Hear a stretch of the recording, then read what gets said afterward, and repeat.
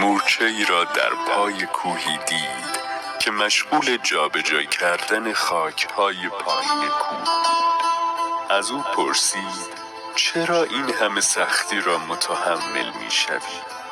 مورچه گفت معشوقم به من گفته اگر این کوه را جابجا کنی به وصال من خواهی رسید و من به عشق وصال او میخواهم این کوه را جابجا کنم.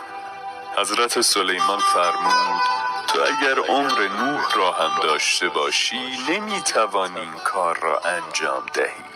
مورچه گفت من تمام سعی خود را میکنم.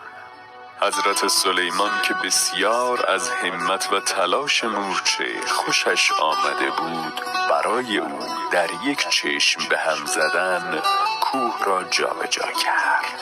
مورچه رو به آسمان کرد و گفت خدایی را شکر میگویم که در راه عشق پیامبری را بر سر راه من قرار داد.